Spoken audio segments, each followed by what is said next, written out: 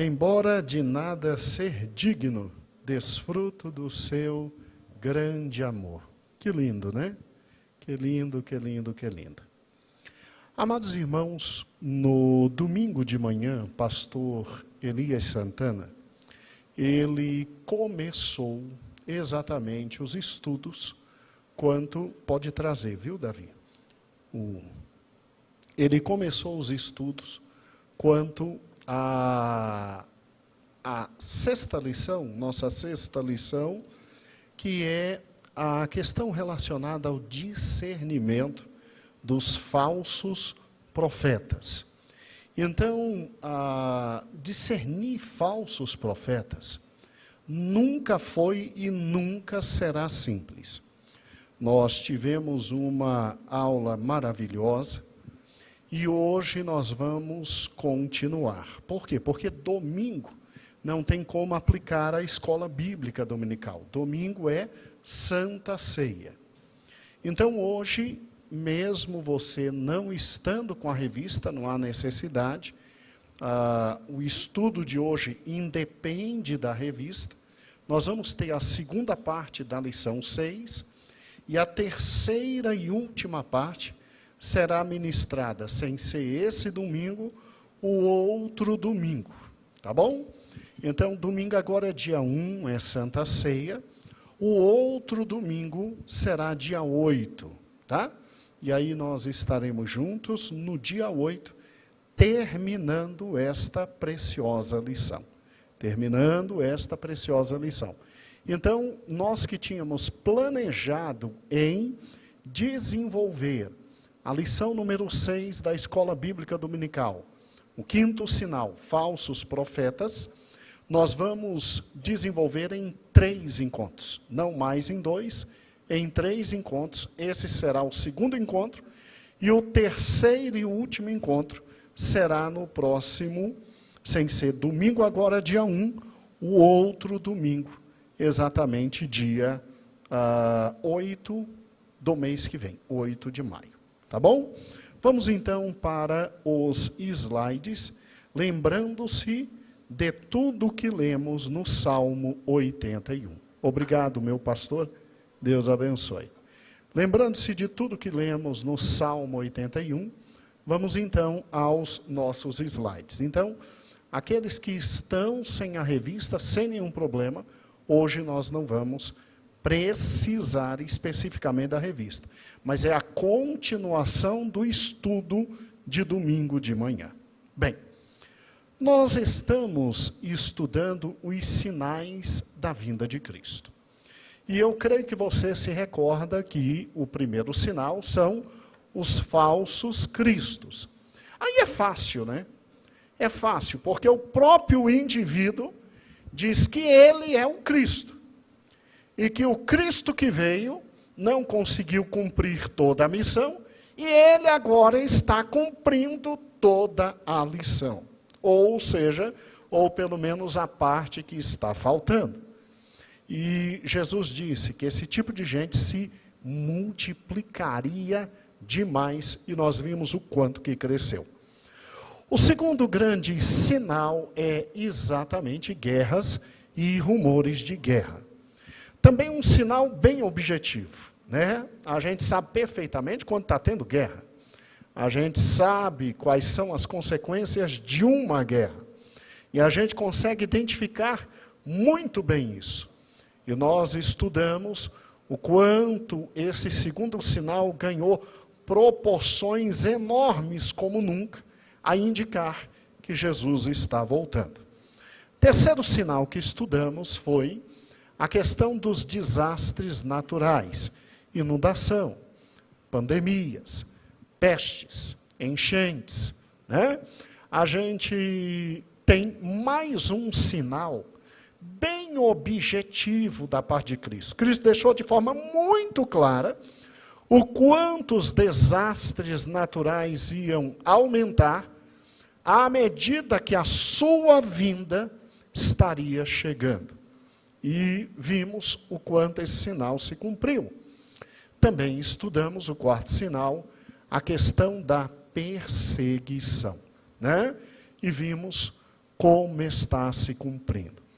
Um aviso interessante, o Jesuá, evangelista Jesuá, que ministrou essa lição, ele entrou em contato com o diretor da organização Portas Abertas, para tentar trazer esse diretor aqui, para que ele possa nos falar um pouco mais sobre a questão da perseguição. Não sei se vamos conseguir, não sei se Jesuá conseguiu alguma data específica, mas estamos conversando, porque a agenda dele realmente é muito, muito apertada. E aí vimos. Agora, a grande pergunta que se faz é, Jesus poderia parar por aí, né? Porque não é possível piorar. Depois de todos esses sinais, não é possível piorar. E nós vimos domingo que sim, é possível piorar. Jesus, para a tristeza de alguns e a alegria de outros, ele diz lá em Mateus, capítulo 24, versículo 7, que surgiriam falsos profetas. E aqui, como o pastor Elias muito bem ensinou, profeta não está no sentido estático da palavra como nós temos no mundo pentecostal, que a gente é pentecostal, a gente sabe que o Espírito tem liberdade, e a gente sabe que o Espírito pode levantar qualquer pessoa em nosso meio e trazer uma profecia, ou para edificação, ou para exortação, ou para consolação do povo de Deus. Isso é perfeitamente possível, absolutamente possível, né? E aí depois esse que o faz, tem que suportar que os demais julguem a profecia, porque o próprio Cristo, por intermédio de Paulo, nos ensinou isso. Agora aqui, a questão dos falsos profetas não está no sentido pentecostal somente da palavra. Está no sentido de aquele que ensina, aquele que prega, aquele que fala a palavra. Então, quando Jesus disse que iriam se multiplicar os falsos profetas, ele estava falando de falsos mestres. E olhe que Jesus tinha muito, mas muito mesmo, o que nos ensinar sobre isso. Porque na época dele, ele cresce no judaísmo existente, ele está com seu pai José todo sábado ali na sinagoga, ali na região da querida Galileia, e como era de costume, ele sempre estava, sempre aprendia, sempre crescia. E é óbvio que Jesus conhecia todos aqueles movimentos religiosos seccionados, e o que cada um ensinava, e Jesus bateu em todos. Jesus bateu em todos, mostrando os falsos mestres no meio desse ensino. E aí, pastor Elias, de forma magistral, nos ajudou. O primeiro grupo de seita que se tinha na época de Cristo, e que Cristo condenou, eram os fariseus, e apesar de muito respeitados, com os fariseus a gente aprende que todo falso mestre é exteriormente uma perfeição e interiormente absolutamente podres, não é? Outra classe que ensinava ali eram os saduceus. Esses, apesar de ocuparem os espaços mais importantes, serem ricos e ocuparem os postos mais relevantes, eram céticos. Esses não acreditavam em nada.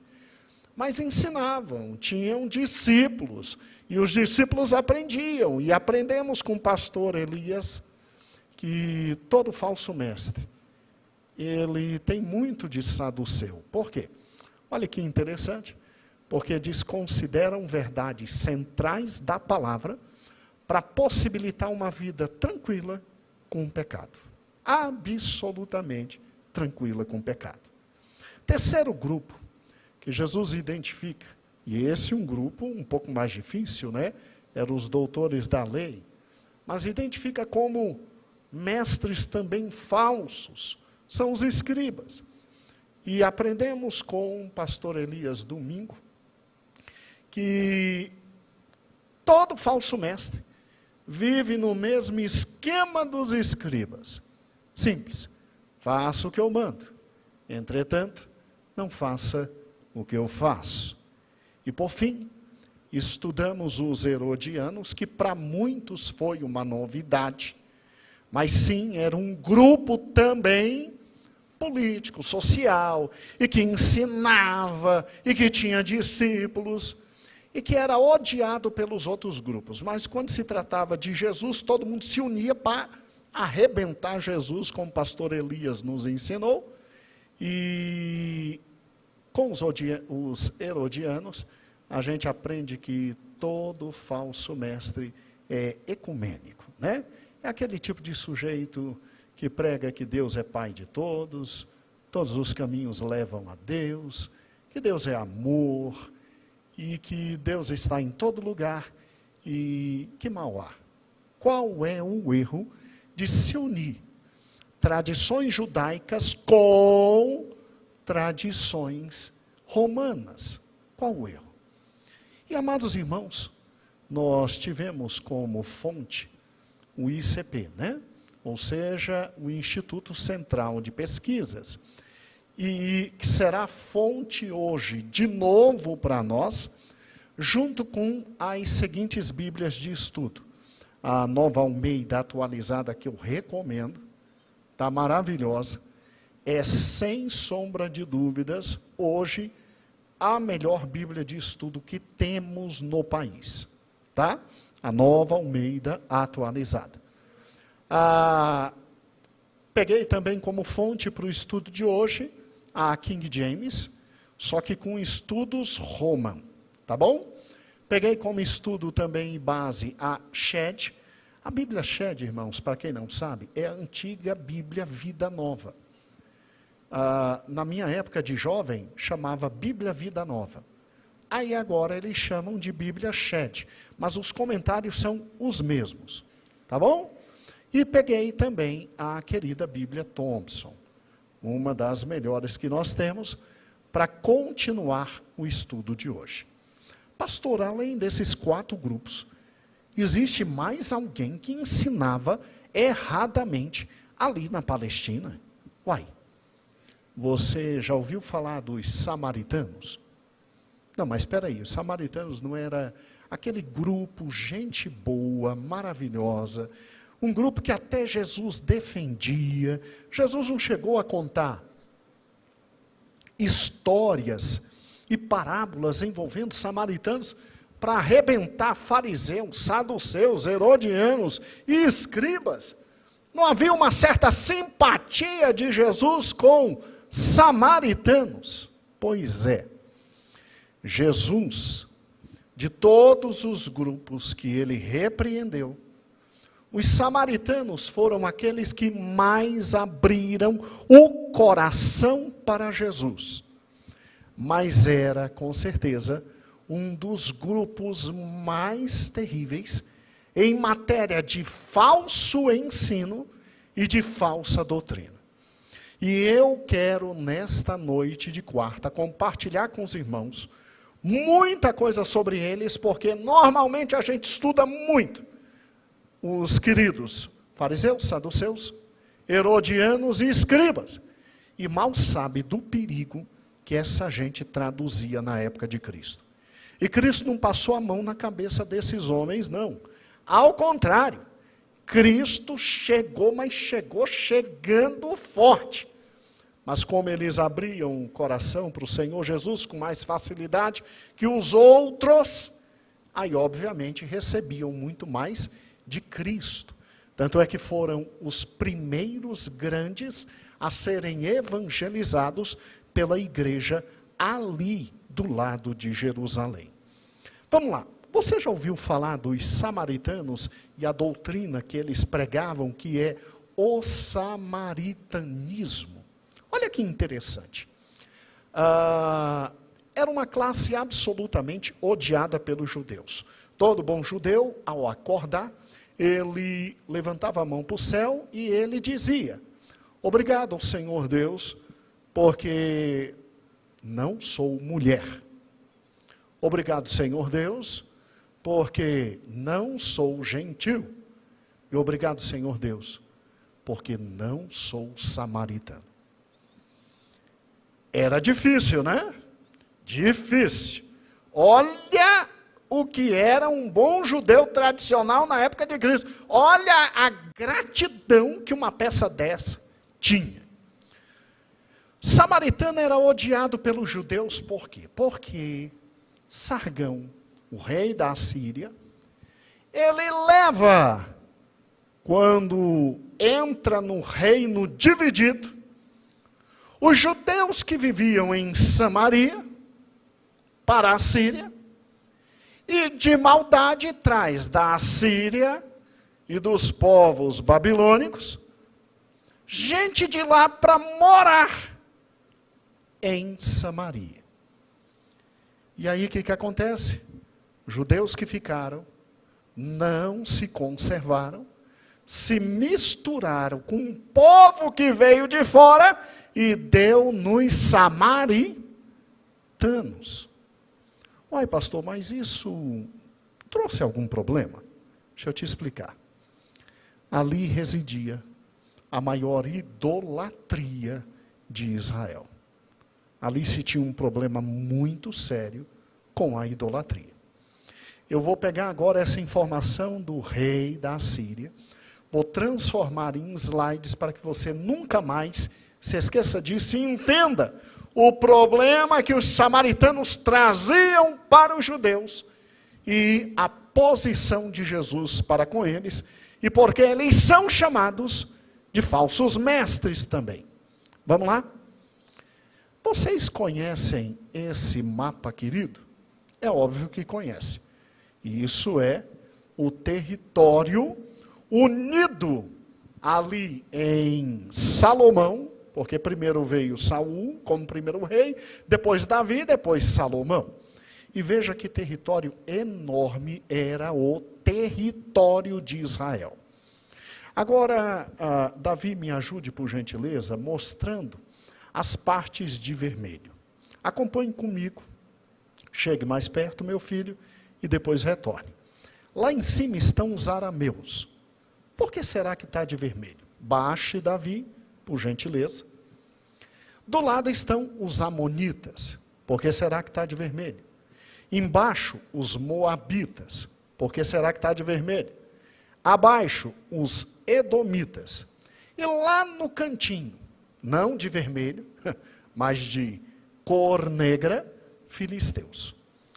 Por que o nosso mapa está assim? Volte por gentileza. Porque todos esses de vermelho não eram do território de Israel. E por que não eram? Porque Deus proibiu que Israel tomasse a terra desse povo. Mas o que Davi e Salomão fizeram? Para a gente não tomar a terra de vocês, vocês vão pagar tributo. Vocês serão nossos escravos. Vocês vão trabalhar para a gente. E esse povo do lado morria de medo de Israel. E por morrer de medo de Israel, pagavam altos tributos. E eram povos vassalos. Então Israel era um povo senhor. E eles eram povos vassalos. Vocês estão entendendo porque quando Cristo veio, todo mundo queria que Cristo, filho de Davi, bem Davi, ele só era chamado Jesus, filho de Davi. Jesus, filho de Davi. Foi por isso que ele entrou em Jerusalém, e ao entrar em Jerusalém, todos o saudavam como rei, porque queriam isso aí de volta. O Estado todo na mão de Israel, Jesus governando em Jerusalém, e o resto do mundo vassalo na mão deles. Servidores. E é muito interessante isso, porque Salomão resolve simplesmente não servir a Deus. E quando um líder, ele resolve não servir a Deus, o povo todo sofre. Deus olha para Salomão e disse: meu amigo, você me deixou muito feliz. Você, além de casar com Deus e o mundo, Você ainda trouxe os deuses das mulheres estrangeiras que você casou aqui para dentro. Não precisava, meu amigo. Salomão olha para Deus e diz, poxa, mas eu casei com a filha de Faraó para evitar de Faraó vir contra nós. Deus olha para a cara dele e diz, vem cá, você não confia em mim, não? Você tem que fazer aliança política com o casamento, que não confia em mim, impeça. Presta atenção, você não vai passar vergonha por causa do teu pai, homem segundo o meu coração, mas eu vou arrancar metade do reino da tua mão, vou dar para o teu servo. Ele só não sabia qual dos 5 generais que iriam ficar, mas ele já desconfiava de Jeroboão, que era o mais forte dos generais. Vou dar para o teu servo, e vai ter sempre um filho de Davi no trono. Mas eu quero te lembrar, é por causa de Davi, não é por tua causa não. Oh Jesus, o que um homem que não confia em Deus faz, né? O que um homem que não confia em Deus faz. Olha como ficou o querido reino. Ficou assim. Que dor, né? A parte de baixo de amarelo. Você tem o reino do sul, chamado reino de Judá, com 2 tribos. Com 2 tribos. Judá e Benjamim. E a parte de azul de cima, com 10 tribos. É agora chamada Reino do Norte. E simplesmente fica na mão de quem? De Jeroboão. Salomão sabia. Tanto é que Jeroboão teve que fugir. Depois retorna. Era um homem muito forte. E o que é interessante é que Jeroboão, para não deixar o povo vir a Jerusalém, diz, bem, agora é um outro reino. Qual é a capital do reino do norte? Adivinha qual o nome? Samaria. Para rivalizar com a capital do sul, Jeroboão cria, literalmente, deuses para serem adorados no monte mais importante de lá, que é o Monte Gerizim. Então você fica com 2 povos distintos, longínquos, e infelizmente isso aqui acontece. Olhe para cá. O reino do norte tendo como capital Samaria, o reino do sul com capital Jerusalém. No reino do sul, só uma dinastia, porque ninguém mais reinaria, senão filhos de Davi. Então, só descendentes de Davi reinariam. Até que um dia chegaria o grande Messias. O grande Messias. E o grande Messias, ele reinaria eternamente. Eternamente. Rapidamente. Foi por esse motivo que Herodes o Grande mata a esposa que ele mais amava, Mariana. Porque Mariana era da descendência Hasmoneia, ou seja, ela vinha de Israel. E Herodes não, Herodes era idumeu. Ele já tinha gerado filhos com ela. Ele tinha um medo danado dela tomar o trono dele. Mandou matar a esposa. Gente boa, né? Mandou matar a esposa. Simples. Um dia a gente estuda Herodes. Agora, lá em cima, você não tem uma única dinastia. Você tem 11 dinastias, junto com Jeroboão. Ou seja, Jeroboão deixa seu filho.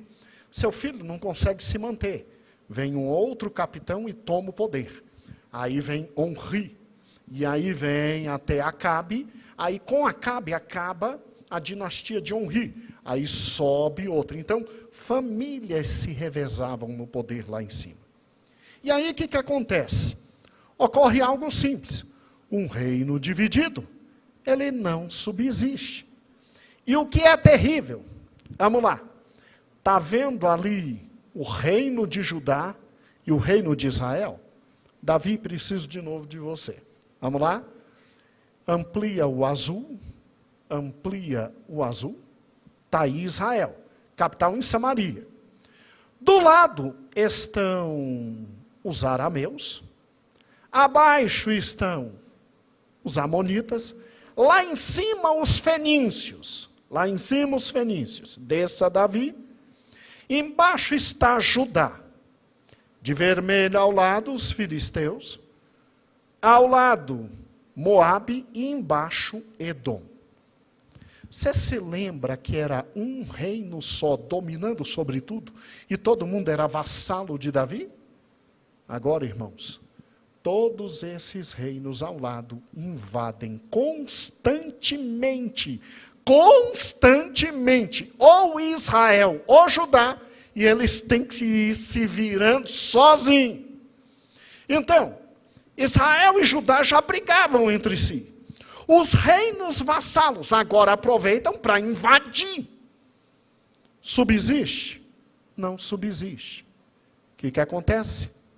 No ano de 1772, abaixa ali, meu filho, obrigado. Abaixa para a gente. 722, cai o reino do norte. Os assírios vêm e tomam o reino do norte. E depois, lá em 586, cai o reino do sul. Preste atenção nisso. Olha que interessante esse texto aqui. Sim. Para você ver o tamanho do império assírio. Aqui está Israel e lá em cima, Nínive, a capital do reino assírio.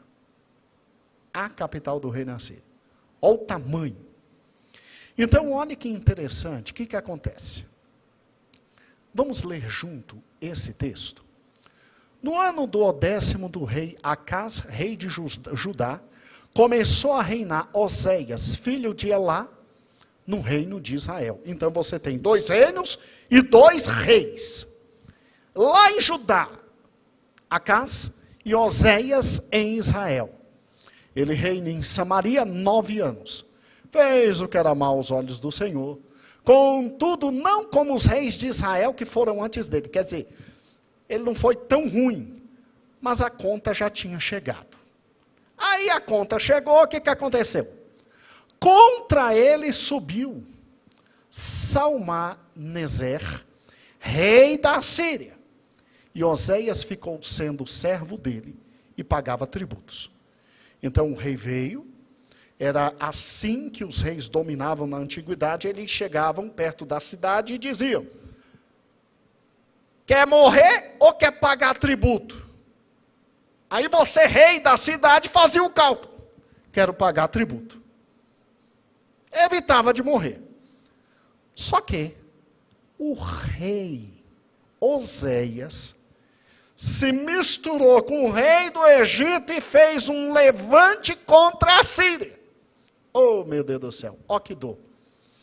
E aí, o que acontece? Imediatamente o rei da Síria desce e olha o que ocorre, simplesmente cerca Samaria por 3 anos e leia o que está aí.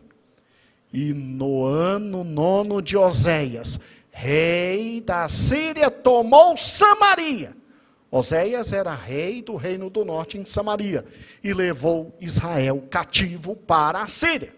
Quando diz levou Israel cativo, não é o povo inteiro não, é só o que tem de bom. A rapaziada forte, bonita e inteligente, e fica na terra o quê? Nós os idosos. Morrendo, velho, acabado, só para ficar alguém por lá. Está entendendo? E aí o que acontece? Obviamente que fica também quem não sabe ler e escrever, fica também quem não sabe fazer conta, fica também aqueles que, não obstante fortes, mentalmente não eram tão evoluídos, né? Então, o que ele fez? Levou cativo Israel e fez habitar lá na terra dele. Só que o que esse rei fez? O rei da Síria trouxe gente da Babilônia, de Cutã, Avá, Amate, Sevarim, e fez habitar nas cidades de Samaria.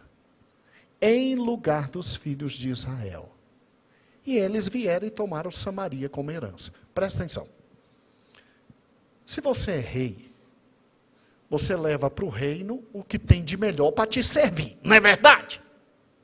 E você manda para a terra devastada o quê?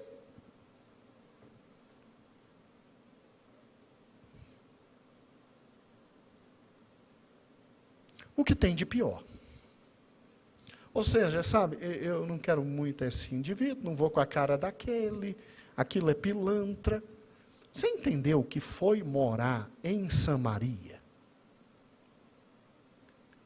Aí junte o povo fraco que ficou em Samaria com os bandidos que vieram da Síria. Resultou no quê? Samaritanos.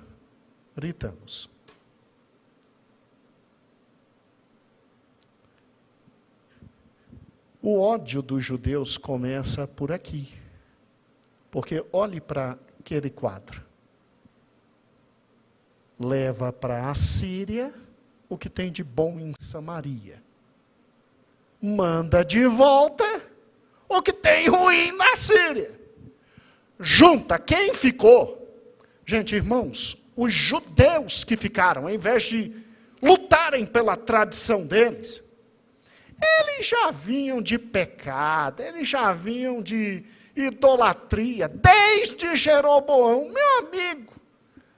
Até para sobreviver, vamos misturar nossas filhas com os filhos dele, e os nossos filhos com as filhas dele, e daí surgiu os samaritanos.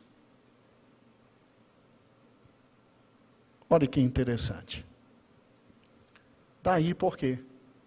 A mulher samaritana olha para Jesus e diz assim, está olhando o quê? Nunca viu? Está querendo falar comigo por quê? Judeu não fala com samaritano. Se lembra de João 4? A educação dessa senhora, ela era de uma sutileza de um elefante. Não é verdade? É isso aí. E a coisa piorou quando o povo volta, porque cai o Reino do Sul, e depois de 70 anos de cativeiro, como Jeremias falou, irmãos, vai ser fantástico nas quartas-feiras, quando nós formos misturando os profetas com o período dos reis. Aí você vai aprender como nunca. Aí vai ser fantástico. Aí vai ser fantástico. Então eu te recomendo, mesmo que você esteja na UTI, peça para vir assistir o estudo, depois você volta. Entendeu? Uma coisa tranquila. Mas vai ser fantástico. E aí o que acontece? Aqui, Esdras, Neemias, Zorobabel, Jóshua, todos voltam. E quando eles voltam, que querem reconstruir o templo, lá em Esdras, capítulo 4, se não me falha a memória, quem veio tentar ajudar judeu reconstruir o templo? Samaritano. Esdras disse, aqui vocês não tocam não. Aí o que era ruim piorou. Aí eles mandam uma carta para o rei, e o rei manda eles pararem a construção. E tem toda aquela confusão. Irmãos, não se dão. E o pior, acompanhem comigo. Nos tempos de Jesus, o que era ruim piorou. Porque o judeu legítimo não aceitava o samaritano. E o samaritano passou até ódio do judeu. Olha que interessante, nos tempos de Jesus, a rivalidade se ampliou, porque Herodes não fez a ampliação do templo. Lá no monte, em Jerusalém. Pois é, eles fizeram um templo lindíssimo e maravilhoso, no Monte Gerizim. Por isso que a samaritana pergunta, onde é que adora? É em Jerusalém ou no monte? Ela estava falando do Monte Gerizim. E a coisa era tão terrível que os samaritanos eram considerados pelos judeus como cães. Pastor, é ruim ser chamado de cão? Não sei, nunca fui. Mas eu já fui chamado de macaco. E é ruim. Como assim, pastor? Vá assistir um jogo de algum time seu na Argentina. Os argentinos levam banana e jogam para a torcida brasileira. Isso aconteceu semana passada, ou retrasada. Você entendeu como é o nível? Entendeu como é o nível? Então, algo horrível. E aí eu quero que você veja agora, meus filhos, me ajudem. Vamos lá. Como era na época de Cristo. Você não tem mais reino do norte e reino do sul. Você tem a província lá no norte da Galileia, aqui do lado Decápolis, depois do Jordão, aqui embaixo Judeia, e no meio, adivinha quem está? A província de Samaria. Por que dividiu assim Pérea, Judeia, Decápolis, Galileia? A Judeia está aqui embaixo, é só descer, meu filho. Por que dividiu assim? Porque o Império Romano, para melhorar administrar, vendo que os filhos de Herodes não tinham a mesma capacidade administrativa, pegaram cada região e deram para um dos filhos de Herodes. Aí um deles era tão ruim de administração que foi retirado, o da Judeia, e foi colocado no lugar Pôncio Pilatos. Tá? Pôncio Pilatos. Agora volte o normal para que você veja algo fantástico. Olhe para cá. O judeu que estava lá em cima e tinha que ir para as festas em Jerusalém, ou que estava embaixo e tinha que ir para Galileia, olha como ele atravessava. Você viu? Vou voltar de novo. Ele não passava pelo meio nunca. Ele dava a volta. E como o rio que está no meio é o Jordão, após o Jordão é o que a gente chama de Transjordânia, depois do Jordão. Você tem uma ideia? Até João Batista batizava na Transjordânia, não no lado da Samaria. Era do outro lado do Rio Jordão. E Jesus estava nem aí. Jesus, quando tinha que subir, descer e subir, apesar de ter aprendido o caminho com José, Jesus fazia isso. Ó. Jesus é fantástico, né? Passava no meio dos samaritanos, conversava com os samaritanos, descia, voltava, sem nenhum problema. Os discípulos ficavam tudo com o pé atrás, mas Jesus tranquilo.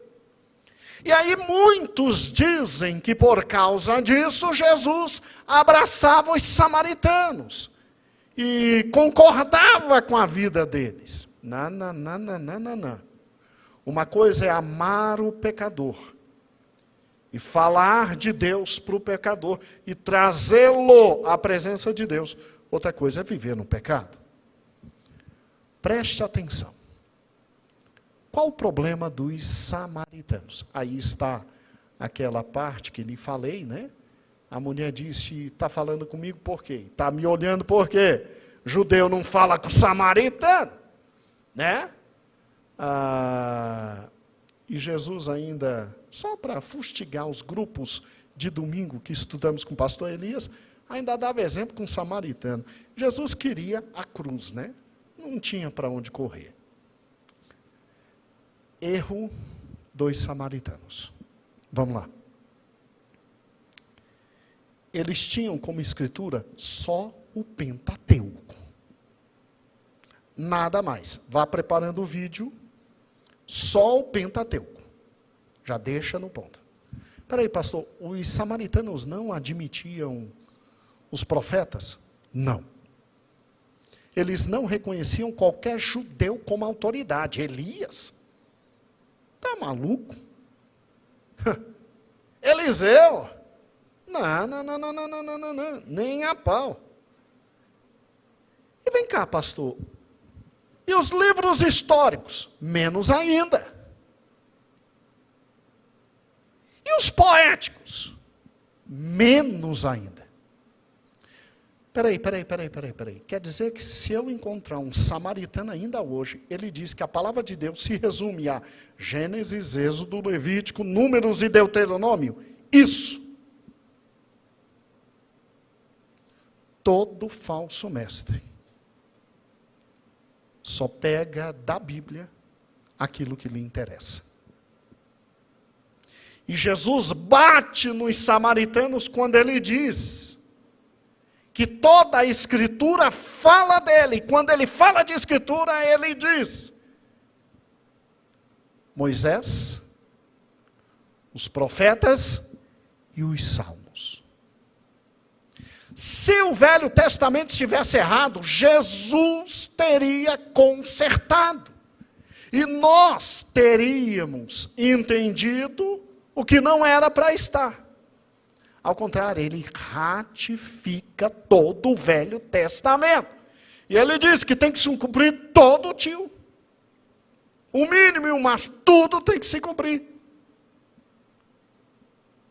Então, os samaritanos tinham com Cristo um problema sério. Primeiro, é judeu. Segundo, acredita em todo o Velho Testamento, mas abraça a gente. Jesus abraçava publicanos, pecadores, até fariseus. Vou lhe mostrar que no grupo de Jesus tinha fariseu. Mas o primeiro erro deles, só acreditavam no Pentateuco. Não criam nos demais livros do Novo Testamento. Desculpa, do Antigo Testamento. E escutem, o Pentateuco deles era completamente modificado. Está de brincadeira, pastor. Não era o nosso Gênesis, Êxodo, Número, Levítico? Não. Trouxe agora para vocês um vídeo e vou pedir perdão para os irmãos em casa. Não dá para passar para os irmãos. Os que estão aqui terão acesso depois que o culto terminar. Acho em casa e passo para os irmãos também. É um grande estudioso da Universidade Metodista de São Paulo, e ele agora está na Universidade de Santa Catarina, que ele está fazendo a tradução do Pentateuco samaritano, Geraldo. Fantástico o Pentateuco samaritano.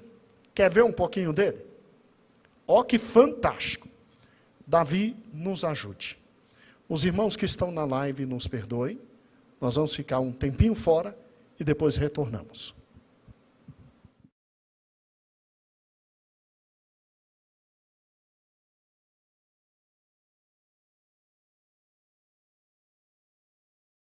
O Pentateuco massorético, que é o nosso Pentateuco. E, obviamente, você viu o quanto tem de diferença? Quanto tem de diferença? Abra, por gentileza, em Êxodo capítulo 20. Deixa eu te mostrar uma coisa interessante. Êxodo capítulo 20. Nós vamos deixar o vídeo para todos os irmãos assistirem completamente. Então, veja, se Raquel não subtraiu os ídolos, mas se Raquel subtraiu os pergaminhos do pai, você está vendo a diferença que eles fizeram? Os samaritanos, eles só acreditam no Pentateuco escrito e modificado por eles. Por eles. Olha que interessante. Lá em Êxodo, capítulo 20, tem as determinações de Deus e os 10 mandamentos. E o último mandamento está no 17. Não cobiçarás a casa do teu próximo, não cobiçarás a mulher do teu próximo, nem o servo do teu próximo, nem a serva, nem o boi, nem o jumento, nem coisa alguma que pertença ao seu próximo. Aí vem, E todo o povo presenciou trovões e relâmpagos. No Pentateuco samaritano, aqui tem um texto importante que não tem no nosso Pentateuco. No Pentateuco samaritano diz assim, vocês vão em casa ver o vídeo. Diz que é para Moisés escrever toda aquela lei nas pedras e as pedras teriam que ser retiradas do Monte Gerizim, e no Monte Gerizim é que o povo teria que sempre servir a Deus, ou Elohim. Então não tem isso aqui, eles acrescentam. Irmãos, se o Pentateuco judeu ou massorético estivesse errado, Jesus não teria dito? Mas ao contrário, Jesus ratifica. Sabe o que significa isso? Voltando os slides. Sabe o que significa isso? Significa que o samaritanismo estava errado. Por quê? Porque pegavam só parte da Escritura. Porque não criam nos demais livros. E ainda o Pentateuco deles tinha sido modificado para as finalidades religiosas deles. Hoje, então, nós aprendemos que todo falso mestre aceita, ensina, vive o erro, em primeiro lugar, por conveniência política. Se eles aplicassem exatamente o Pentateuco verdadeiro, o povo de Samaria iria a Jerusalém. E mais ainda, cuidado, porque todo falso mestre não aceita integralmente a Bíblia. Corta a Bíblia, segue umas partes, não segue outras, vive uma parte, não vive outra. Ele seleciona aquilo que ele acha maravilhoso. Amados, tinha muita coisa a falar sobre os samaritanos, mas é exatamente, pode voltar para mim, meus filhos, mas é exatamente isso que queríamos trabalhar com vocês esta noite.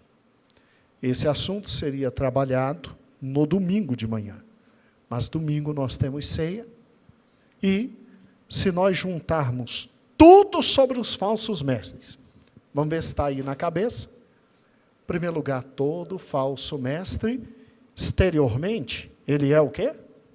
Maravilhoso. Interiormente, ele é podre. Todo falso mestre, como os saduceus, eles simplesmente vivem como se a Bíblia não existisse, para simplesmente não aceitar textos centrais para viver no pecado. Como os escribas, todo falso mestre adora dizer faça, mas ele mesmo nada faz. Como os herodianos, todo falso mestre gosta de juntar o que é santo com o que é pervertido, e ainda pergunta, que mal faz? Como os samaritanos, todo falso mestre, ele retira a parte da Bíblia que não interessa a ele, por conveniência política, e literalmente, para viver no engano. Ainda bem que o Senhor Jesus nos alertou sobre os falsos mestres. Então, sem ser domingo agora, no outro, terminaremos e você ficará assustado, porque a pergunta agora é, se Jesus disse que isso ia se multiplicar, como é que multiplicou? Calma. Sem ser esse domingo ou outro, nós veremos ainda alguns falsos mestres na época de Cristo, e veremos como isso se multiplicou. E hoje, a profecia se cumpriu. E escute, o Senhor está voltando. O Senhor está voltando. Ele não demorará. Amém?